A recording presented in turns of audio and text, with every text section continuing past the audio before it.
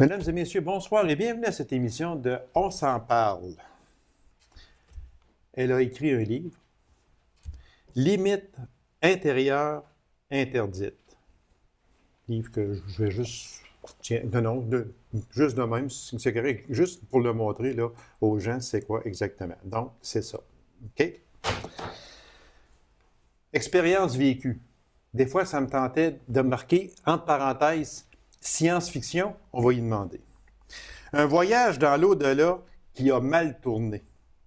Voilà, en gros, ce que mon invité a écrit et publié aux éditions La Plume d'Oie. Mesdames et messieurs, l'auteur d'Amos, Madame Diane Langlois. Madame Langlois, Bonjour. bonsoir. Bonsoir. On va parler un peu du contenu sans en dévoiler vraiment l'intrigue et la finale. Parce que là, le livre est quand même en vente depuis juste quelques mois seulement. Fait qu'on ne veut pas donner la réponse aux questions qu'on pourrait se poser. On peut déjà dire que pour situer les gens, on peut dire qu'il existe une bête en vous.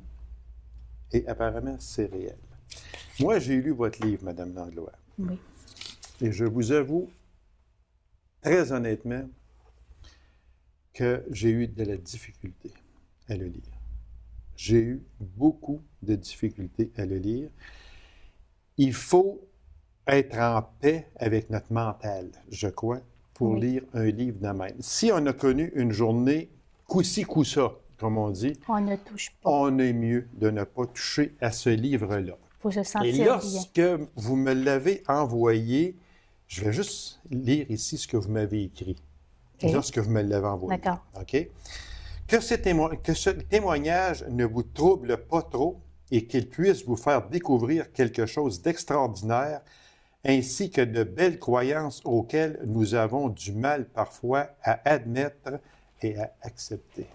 Ça dit tout. Lorsque j'ai lu ça, j'ai dit, qu'est-ce qu'elle veut dire? J'ai lu le livre et j'ai compris. Madame Langlois. Oui. Réalité ou science-fiction?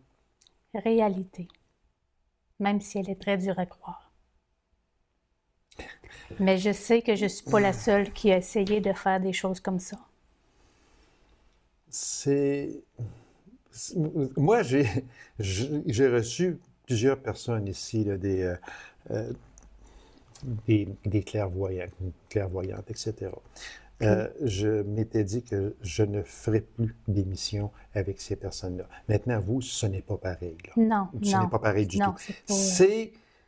C'est une expérience que vous avez tentée, oui, qui n'a pas réussi. Au début, ça allait très bien. Mais jusqu'à temps que j'écoute pas, que je ne fasse pas les consignes qui m'ont été dictées, parce que j'étais trop pressée d'aller faire l'expérience, et c'est là que... L'expérience qui s'est mal conclue. Oui, c'est mal conclu. On ne dira pas comment, parce que, comme on dit, on ne veut pas vendre le punch. Vous avez en vous, ça on peut le dire, une bête qui est là. Oui. C'est cette bête-là qui a fait que vous avez subi des choses, on ne peut pas dire extraordinaires, vous avez subi des choses qui vous ont à peu près, excusez l'expression, mais qui vous ont troublé énormément. Quasiment détruite aussi. Quasiment détruite. Oui. Pourquoi tout au long de l'avant-propos de ce livre-là, vous nous rendez toujours hésitants à poursuivre la lecture de ce livre? Parce qu'il y a des personnes qui vont avoir peur. C'est pour mettre en... Avertir les gens? Pour avertir, comme pour une sorte d'avertissement, que ceux qui vont lire ça, oui, je peux aider du monde. Oui, c'est dangereux. Mais ceux qui veulent le lire, de le lire, qu'ils soient en paix, premièrement, avec eux, avant de lire ça. On lit pas un livre comme ça quand on est choqué ou qu'on a passé une mauvaise journée ou faut être en paix avec soi-même. Quelle était l'idée de faire des chapitres aussi courts que ça? Parce que des chapitres, c'est quelques pages seulement. Moi, il y a des soirs... Premièrement, je conseille pas aux gens, je n'ai pas de conseils à donner aux gens, mais moi, directement, je m'abstenais de lire ce livre-là le soir. Parce que je l'ai fait, puis j'ai pas aimé ça. Parce que c'est ça. Soit, est-ce que vous croyez un peu à ça? Moi, je vais être très franc. Soyez franc. Moi, ça me dérange pas. Je vais être très franc, je crois pas à ça pantoute. Non? Je m'excuse, mais... Alors, non, mais regardez, là, pourquoi vous aviez peur le soir? Ah, ben là, c'est parce que c'était des choses qui sont tellement inimaginables. Oui, c'est inimaginable, C'est d'accord. tellement inimaginable. Je vais juste aller, parce qu'on va en parler plus loin, OK. mais lorsque vous avez à prendre une douche un certain soir, parce que vous avez un liquide sur vous, c'est pas croyable. C'est tout simple C'est que pas ça. croyable, mais Ça vous est arrivé. oui. C'est pour ça que je rends hommage aussi à ma mère et à mon ami. C'est eux autres qui m'ont sauvée. Votre mère, votre frère Jean-Noël et vous avez senti le même geste à la mort de votre père. Oui. Quelle déduction en faites-vous? Est-ce que ça, c'est suite aussi là, à la mort de votre père? Oui. Hein? C'est ça C'est- qu'il faut oui. dire aussi. Là.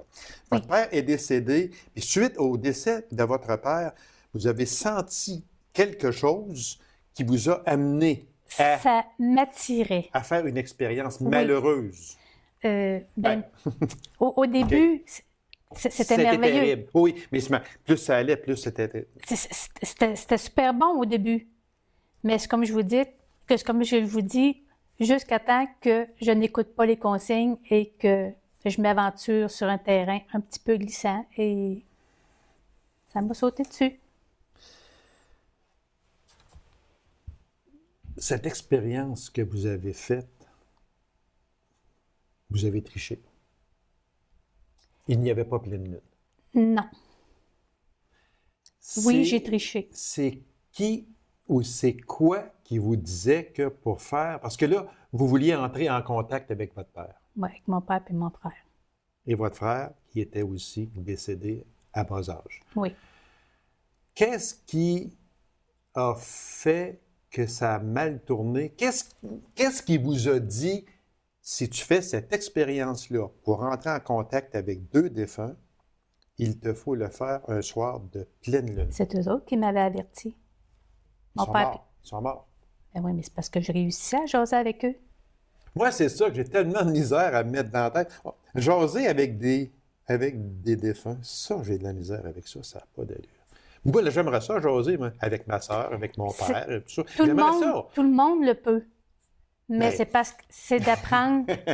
Oui. Tout le monde le peut. Tout le monde le mais peut. quand on aura lu ça, ça me tente plus, moi. Ouais, non, je sais. Mais chaque personne a sa manière d'avancer. Vous pouvez avoir une manière qui peut être aussi bonne, même meilleure, sans avoir passé par où ce que j'ai passé. Non, je pense qu'il n'y a personne qui veut passer par où vous avez passé. Non, puis je ne souhaite pas non plus. Ben, Je ne le souhaite pas non plus. C'est pour ça que j'ai écrit ça. Ça m'a pris du temps à écrire ça, ce livre-là. Ça m'a pris 12 ans. À temps perdu, vous allez dire. Oui. Mais je l'ai fait dans le but d'aider du monde à ne pas faire les mêmes erreurs que moi j'ai fait. Vous savez, à 17 ans, on est un petit peu fringant. On n'a pas peur de grand-chose. On n'a peur de rien. Et moi, j'étais beaucoup, comme on peut dire, fantasme. Et il n'y a pas grand-chose qui m'épeurait dans la vie. Jusqu'à temps que j'arrive à ce petit bout-là, qu'après ça, j'ai fait attention. Okay. Suite à cette expérience, c'est-à-dire avec le contact avec, avec votre mon père et mon frère qui n'était pas le soir d'une pleine lune. Non. Alors, mais suite au décès de votre père, là, il y a eu la boisson. Tentative de suicide. Oui. Accident voulu sur un pont. Oui. Vous avez entendu une voix. Oui. C'est quoi? Cette voix-là, je l'ai réentendu par après. Est-ce que c'était la voix de votre père? Non, c'était une voix autre que celle de mon père. C'était une voix autre que celle de mon frère. Je ne peux pas vous dire quelle voix était. Mais qu'est-ce qu'elle Cette vous voix. disait, cette voix-là? Que ce Vous n'était pas n'étiez le bon, pas dans le bon chemin? que ce n'était pas le bon temps pour partir, que j'avais d'autres choses à faire. Parce Pour que là, aider. vous vouliez Oui, moi je voulais en finir carrément. en là. finir. Là. Oui. C'est ça. Mais j'avais pris un bon moyen, mais ça n'a pas fonctionné. Moi, là, si je vous demandais, Oui. qu'est-ce qui vous attirait dans le paranormal et l'occultisme? C'était quoi qui vous attirait là-dedans? Je pense que ça m'a toujours attirée. On dirait que qu'est-ce qu'on n'a pas le droit de toucher quand on est jeune, l'expérimenter nous attire toujours plus. OK. Puis moi, c'était plus fort que moi. Vous vouliez aller voir. Il fallait que j'y aille voir. Il fallait que j'y aille constater par moi-même. Moi, là, si je vous demandais, toujours très brièvement, parce qu'on ne peut pas aller trop en profondeur, mais moi, si je vous demandais de nous parler de votre première séance durant une nuit de pleine lune, qu'est-ce qui s'est passé? C'est comme si c'était la nuit passée. Ça, là, quand j'ai commencé, la première fois, premièrement, je n'ai pas été jusqu'au bout parce que je ne savais pas ce qui se passait. Quand vous dites aller jusqu'au bout, c'est aller jusqu'au bout? Ben, dans mon livre à moi, c'était pour aller jusqu'au bout de mon expérience que je voulais faire, là. Aller, que mon père puisse venir... moi, je voulais qu'il vienne s'asseoir sous mon lit, à côté de moi. Fait que là, j'avais préparé mes choses, je m'étais couchée, j'avais fait qu'est-ce que je pensais qui était bien. Puis là, moi, je me disais à moi-même, je vais choisir une nuit de pleine lune au début. Mais je sais pas, je savais pas pourquoi que je prenais la pleine lune au début. C'est par après qu'eux me l'ont dit, que j'avais découvert par moi-même comment on peut appeler ça, un canal. Les autres appelaient ça un canal de lumière. Fait que ça, la pleine lune, c'était mon canal de lumière à moi. Fait que moi, j'ai fait ça un soir de pleine lune. J'ai commencé ça, premièrement, il fallait attendre que ma mère soit couchée, puis tout. Je me suis couchée dans mon lit. J'ai fait 5 respirations profondes. J'ai fait pour chasser les impuretés. Les impuretés. Okay. J'ai fait un Notre Père et suite à ça, là, j'ai fermé mes yeux et j'ai commencé comme à méditer peut-être. Dans ce temps-là, je ne savais pas c'était quoi méditer, là, mais ça devait être ça que je faisais. Et puis là, je me suis sentie comme toute relâche, là, j'étais correcte. Là, je me sentais libre d'accomplir bien des affaires. Mais quand ça a commencé, moi j'appelle ça un rituel, ça a commencé par le bout des orteils, tranquillement, pas vite. Puis là, ça montait, jusqu'aux genoux, après ça, les cuisses et tout. Jusqu'à temps d'arriver à la région du cœur. Cette région que moi, j'avais peur parce que moi, j'ai un souffle au cœur depuis la naissance. Pas un petit souffle au cœur. Là, je me demandais qu'est-ce qui va se passer. Mais vu que je me suis mis à chercher mon air et tout, je me suis réveillée.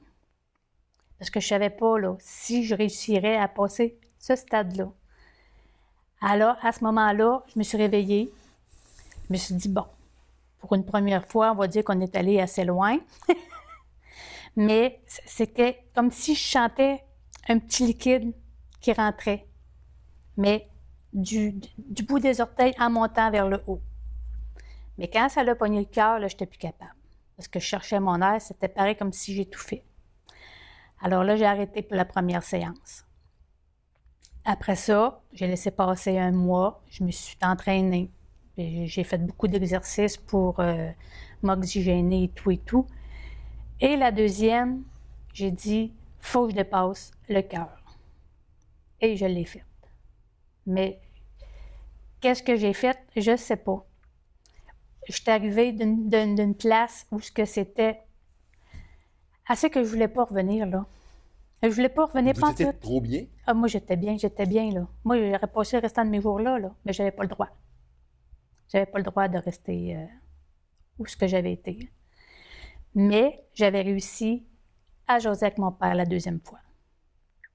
Puis vous savez, quand une personne s'assoit sur le bord d'un lit, qu'est-ce que ça fait, le petit creux, là? Oui, un petit peu, oui. OK. Bien, ça l'a fait. Et vous dites que votre père vous a caressé le joue. Oui. Est-ce que vous l'avez vu, votre père? C'était comme une énergie. Mais je savais que c'était lui, par les phrases qu'il disait, les mots qu'il disait. Parce que là, il vous parlait comme moi je vous parle. Oui, mais c'était une énergie. Il n'était pas comme comme le père que j'avais dans le temps terrestre, c'est ça. Comme moi, je suis assis près de vous. Mais là. c'était une énergie rayonnante, mais qui dégageait une forme d'amour terrible, terrible. Oui, je sais que vous avez de la misère.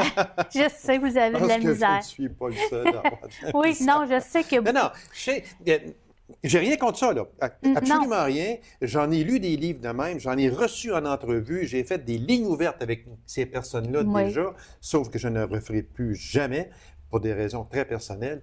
Mais c'est bon de parler de ça, oui, mais il y a des choses. Moi, c'est parce que moi, je ne peux pas concevoir dans ma vie que moi, mon père est décédé, ma mère, mon frère, ma sœur est décédée, puis que je pourrais me coucher sur mon lit, puis ils vont venir s'asseoir à côté de moi, puis ils vont... Oui, mais ça prend des petits exercices. Je peux pas concevoir ça. Ça donne rien. Et je vous crois, là. Je vous crois, là. Vous n'êtes pas ici.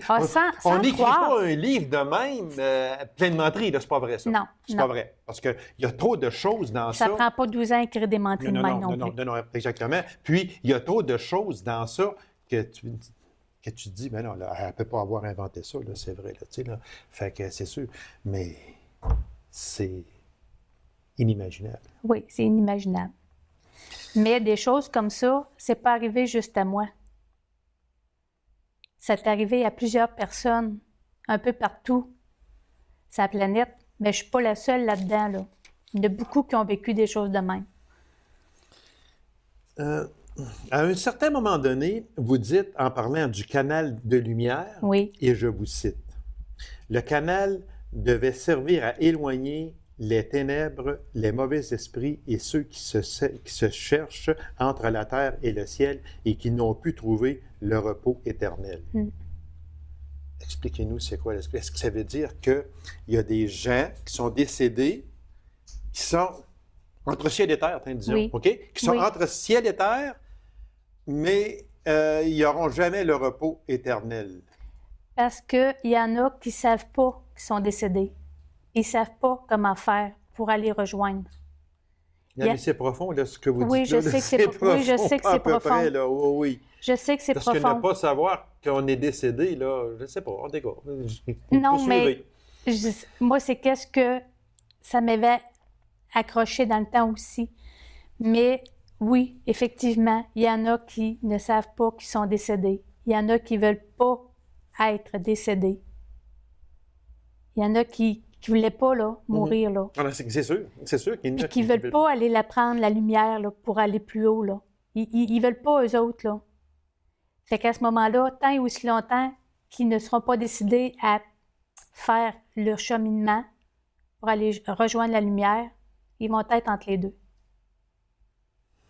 Même si on essaie, nous, terriens, sur la terre, à faire des prières pour les aider, s'ils ne sont pas décidés à aller plus loin, à cheminer, ils ne pourront pas. Madame Langlois, là, on va aller dans le moins profond. Dans le central du livre. Et vous savez très bien ce que je veux dire. Alors, parlez-nous là, d'une expérience qui a tourné au cauchemar, car il n'y avait pas de pleine lune. Et puis aussi, vous avez aperçu les entrailles de l'enfer. Oui, et c'est pas beau. Vous avez dû laver votre pyjama, prendre votre bain, car l'odeur était dégueulasse. C'était quoi? Qu'est-ce que c'était? Premièrement, j'ai fait l'expérience.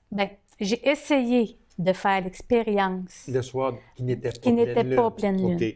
Parce que d'habitude, je marquais tout, là, qu'est-ce qui était par rapport à la Lune. Puis là, j'avais omis une petite... Puis là, je me suis dit, bon, ils sont là pour me protéger pareil, même si... Dans ma tête, là, moi, là, ils me protégeaient en tout temps, même... Quand vous dites « ils sont là pour me protéger », c'est votre frère et votre frère. OK, c'est beau. OK. Mais pourtant, ils m'avaient averti, mais je ne les avais pas écoutés. Et j'ai tenté l'expérience pareil. Et quand j'ai vu qu'il n'y avait pas ce que vous avez expliqué tantôt, là, exactement. L'engourdissement, puis le petit fluide qui n'arrivait pas, j'ai dit, bon, OK, on va arrêter ça là, avant que ça j'y aille trop loin, mais j'étais déjà allée trop loin. Et on m'a sauté dessus. Quand vous dites « on m'a sauté dessus », c'est quoi? Qu'est-ce qui m'a sauté dessus? C'était pas beau. C'était une bête. Moi, je l'appelle ma bête à moi. C'était quelque chose de... Moi, je ressens... L'image que je revois encore, là, je la revois encore, là, qui... Ça ressemblait à un gros loup. Un gros loup noir. Ou un gros loup-garou, vraiment. Mais très puissant. Très puissant. Mais lui, c'est comme si on parlait comme télépathie. Lui me disait quelque chose, puis je l'entendais. Même si tout était fermé, mes yeux étaient fermés, je ne bougeais plus. C'était une bête. Réellement une bête.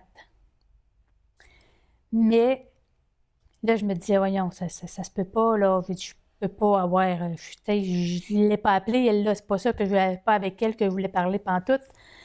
Mais c'est parce qu'elle m'a dit par après que j'avais pas écouté les consignes de ce qu'on m'avait donné. J'avais pas écouté et c'était les conséquences de ne pas avoir écouté ce qui m'arrivait. Parce que ça faisait quelques fois que j'essayais, même sans la pleine lune. Et elle me guettait. Mais vous arrêtiez avant le geste fatal. Avant le geste fatal, oui. Mais ce soir-là, j'avais été un petit peu trop loin avant que... C'était quoi ce fameux liquide-là? Puis votre pyjama que vous avez dû laver c'était comme... bain, etc. Ça venait de la bête? Oui, ça venait de la bête. C'est ça? Ça venait de la bête. C'est comme si elle avait... Il y en a bien qui ne comprennent pas c'est quoi ce mot-là, là. La gourme, là. Okay. C'est comme s'il avait fait sur moi. OK? C'était comme si, comme pour lui, j'étais sa possession. J'étais devenue sa possession. À partir du premier contact, il était là. Puis je ne pouvais plus m'en défaire. Mais là, je me disais, ça se peut pas, là. Mais non. Parce que quand je me suis réveillée le lendemain matin, puis ma mère était... Elle n'a pas vu mon pyjama parce que je ne l'ai pas laissé rentrer, j'avais barré la porte. Puis là, elle dit, ouais, ça sent vraiment pas bon. Mais moi, j'avais compté un petit mensonge. Je lui avais dit qu'elle avait fait une crise de foie pour faire sûr de ne pas la traumatiser. La traumatiser, puis je voulais pas l'énerver avec ça. Elle savait que je faisais des choses la nuit, mais je voulais pas la mettre dans ce tableau-là. Puis, elle m'a dit, ça sent terriblement mauvais. J'ai dit, oui, je sais, mais j'ai dit, je vais m'en remettre. J'ai dit, mais le lendemain matin, quand je me suis levée, que j'étais dans mon lit, là, je regardais dehors, il y avait le soleil, tout. Puis là, un moment donné, j'entendais dans mon oreille, là, dans mon oreille gauche, ce fichu bruit de tout le temps, tout le temps, tout le temps. Une respiration saccadée. Une respiration saccadée. Pareil comme si vous aviez un chien là, qui viendrait à côté de vous et qui fait... Oui, OK. Mm-hmm. Bon, ben ça, je l'avais tout le temps. 24 heures sur 24. C'était la bête. C'était elle qui disait, regarde, je suis là, là, c'est pas un cauchemar que tu as fait, j'étais vraiment là. Et j'ai resté avec ce bruit-là et la voix de la bête durant presque 1 an dans mon oreille. Elle vous harcelait, cette bête-là? Oui. Continuellement? Continuellement, là. Elle voulait m'avoir, là. Mais comment vous avez vécu ça pendant presque 1 an de temps? Comment j'ai vécu ça? En avez-vous parlé à des proches? J'en ai parlé un peu à ma mère. Mon amie, celle à qui que je dédicace aussi le livre Mado, mon amie Mado Quentin, elle m'a aidée sans le savoir puis sans le vouloir non plus, parce qu'elle ne savait pas et j'en avais pas parlé non plus. Elle m'a aidée aussi à m'en débarrasser un an après. Puis j'ai réglé mes comptes en Floride Oui, avec c'est ça, exactement. bac. Parce que vous avez fait un voyage de l'Abitibi vers Oui. Dorval, Oui. l'aéroport qui, Oui. aujourd'hui, avec Pierre-Éliott Trudeau, Oui, pour un départ vers la Floride. vers la Floride, oui. C'est vraiment une réalité, ce qui s'est passé? Oui. Puis même avant de faire le livre, j'ai dit à mon ami Mado, j'ai dit, je veux te le faire lire avant de le faire publier. J'ai dit, je veux, parce qu'il fallait que j'aie son accord aussi. J'ai dit, si tu n'es pas d'accord avec ce qui est écrit là-dedans, je ne le publierai pas. Si tu es d'accord, je vais le publier. Elle l'a lu. Même qu'elle ne voulait pas le lire. J'ai dit, non, j'ai dit, il faut que tu le lises. Il faut que tu le lises parce que je veux avoir ta signature comme de quoi que tu m'autorises À publier ce parce que livre-là. la moitié du livre est quasiment avec elle. Vous avez fait une communication par télépathie avec le commandant de bord lors de votre envolée Oui, ça, c'était spécial Montréal-Miami. C'est quoi cette affaire-là? Ça, bien, premièrement, moi, c'était la première fois que je prenais l'avion, tout OK. d'abord. C'était un vol de nuit en plus. OK.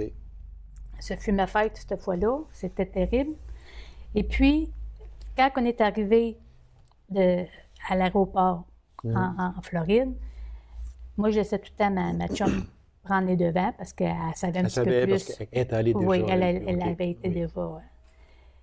Fait que là, moi, quand j'ai regardé le devant, je dis, voyons, qu'est-ce qui se passe là? Mais là, c'était pour moi. Mais les autres personnes autour n'en faisaient pas de cas. C'est comme si eux autres, il y avait comme un moyen, je sais pas, c'est comme si c'était comme dans un flottement là, absolu, que c'était juste eux autres et moi. Mais ils m'ont aidé. Il reste à peine 2 minutes, madame. Pas déjà. Oui, déjà. Puis, vous avez fait une demande à votre père et à votre frère, Oui. aux archanges et aux anges. Oui. C'était quoi, très vitement, parce qu'il reste très peu de temps? Ben, c'est parce que la demande, c'est que je vais vendre un petit peu le punch. OK, oui, mais là. c'est ça. Mais en gros, c'était pour cette bête-là. OK, C'est ça, hein? oui. OK. C'était Alors, par rapport à la bête. OK. Qu'est-ce que cette expérience-là vous a apporté, points positifs et les points négatifs? Je peux vous dire que ça m'a ouvert beaucoup de portes. OK. Parce que j'essaie de la transformer en même temps. Parce qu'ils disent que le mal peut redevenir le bien. Puis le bien peut être le mal. Ça peut être vice-versa. Alors moi, j'essaie de faire avec la bête, de la faire revenir dans le droit chemin, si je suis capable. À venir à date, elle m'a bien servi. Déjà, elle vous a si mal servi qu'aujourd'hui, elle vous sert bien. Oui. Puis Parce si que jamais elle redevient méchante, aussitôt, Dieu s'en Pierre, charge. Dieu s'en charge. Et elle le sait. Mesdames et messieurs, Madame Langlois, merci infiniment. C'était Ça m'a tellement fait plaisir. intéressant. Alors, pour les gens qui voudraient, c'est ce livre-là ici, qui est Limites intérieures interdites, expérience vécue de Madame Diane Langlois. Alors, c'est à la Plume d'oie.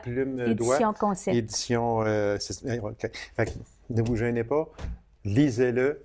Il n'est pas facile à lire. Je ne vais pas faire une mauvaise publicité. Non. Du tout, du tout. Mais il n'est pas facile à lire. Il se lit très bien, par exemple, c'est quand même court, avec C'est un des petits témoignage, chapitres. c'est ça. C'est Madame un Langlois, témoignage. merci infiniment, puis on souhaite que cette fameuse petite bête reste très tranquille. Oui, merci. Merci beaucoup, Madame Langlois. Alors, mesdames et messieurs, merci d'avoir été là. On se donne rendez-vous à une prochaine émission de On s'en parle. Au revoir et bonne semaine.